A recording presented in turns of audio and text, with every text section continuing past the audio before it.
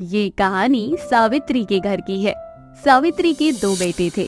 सावित्री अपने दोनों बेटों पर जान छिड़कती थी, पर सावित्री का बड़ा बेटा अर्जुन अपनी गर्लफ्रेंड पर जान छिड़कता था। ऐसे ही एक दिन सावित्री अर्जुन से कहती है, अर्जुन बेटा, तू शादी कब करेगा? तेरे लिए कितना अच्छा रिश्ता आया है, क्या खराबी है उस लड़की में, बता जरा। अमीर घर की लड़की है, दहेज भी बहुत सारा मिलेगा। माँ, पहली ऐसी माँ हो जिसे अच्छी संस्कारी घर संभालने वाली बहू नहीं बल्कि अमीर बहू चाहिए। एक बात हमेशा याद रखना, अमीर घर से आई लड़की कभी ससुराल नहीं संभालती। और वैसे भी मैं किसी को पसंद करता हूँ। हाँ, वो गरीब घर की है पर बहुत संस्कारी है, बिल्कुल वैसी बहू है जैसी एक सास को चाहिए होती है। इसका मतलब तू उस गरीब लड़की से ही शादी करेगा? तुझे अपनी माँ से जरा भी प्यार नहीं है? माँ, आप शादी के लिए राजी नहीं हो रही? ऐसे तो मैं भी कह सकता हूँ कि आपको मुझसे प्यार नहीं है।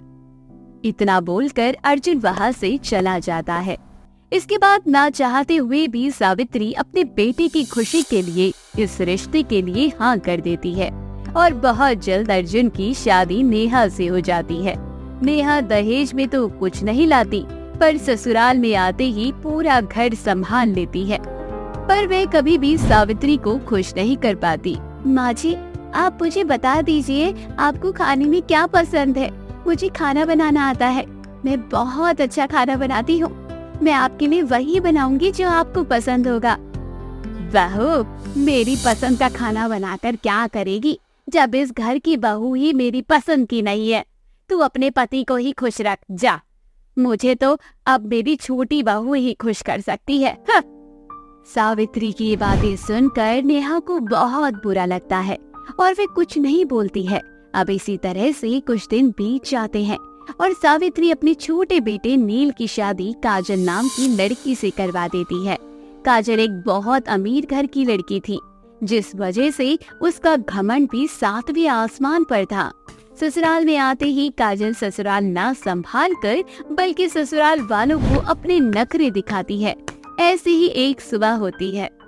ओह माय गॉड, मेरे घर वालों ने मेरी शादी कैसे घर में कर दी है।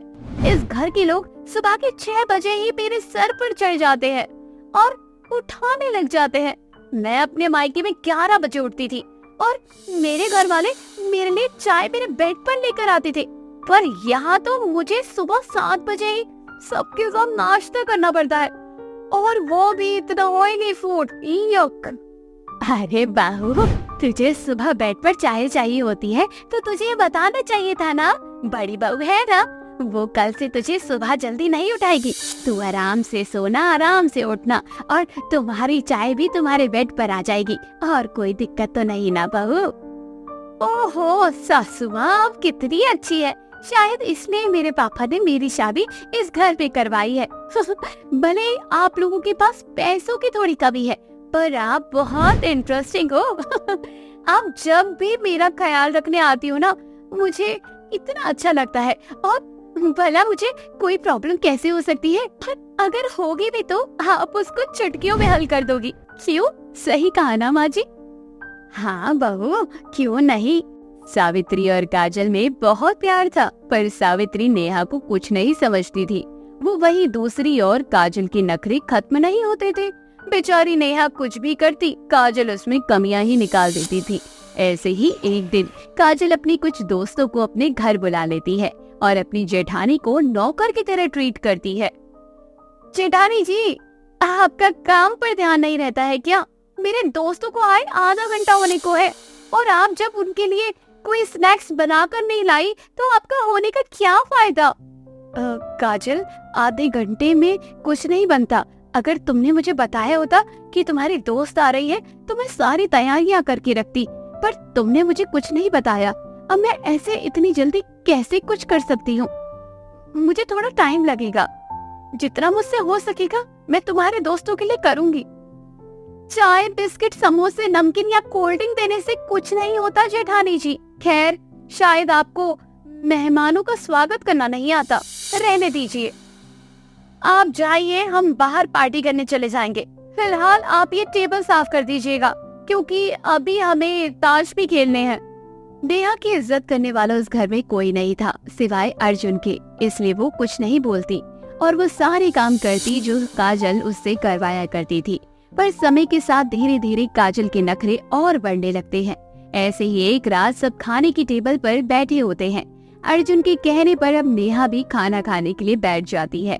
पर जैसे ही नेहा खाना खाने के लिए बैठती है, वैसे ही काजल खाने की टेबल से उठ जाती है और कहती है, माँ जी ये क्या हो रहा है? ये डाइनिंग टेबल मेरे घर वालों ने दिया है और इस पर बिना मेरी परमिशन के ये जेठानी जी बैठकर हमारे साथ खाना कैसे खा सकती है?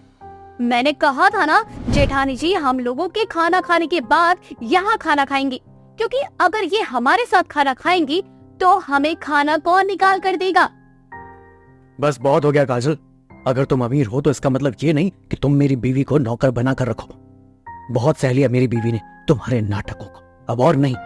अपने डाइनिंग टेबल पर तुम खुद खाओ और कल से अपने लिए खाना भी खुद बनाना। मेरी बीवी इस घर में किसी के लिए कुछ नहीं करेगी। जिस घर में मेरी बीवी की इज्जत नहीं, मेरी बीवी उस घर के लोगों की इज्जत नहीं करेगी। इस तरह अर्जुन अपनी बीवी के हक के लिए लड़ता है और अपनी बीवी का हाथ पकड़कर कमरे में चला जाता है और अपना सामान पैक करने लगता है। अर्जुन फैसला कर लेता है कि वो नेहा के साथ इस घर को छोड़कर चला जाएगा।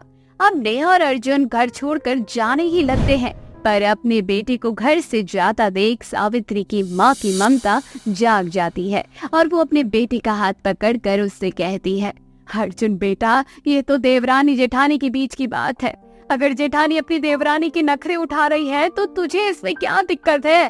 तू घर छोड़कर क्यों जा रहा है बेटा? वो इसलिए माँ क्योंकि नेहा गरीब है और आपकी छोटी बहू अमीर। इसीलिए आपकी वजह से मेरी बीवी अपनी अमीर देवरानी के नखरे उठा रही थी, जो मुझे बर्दाश्त नहीं।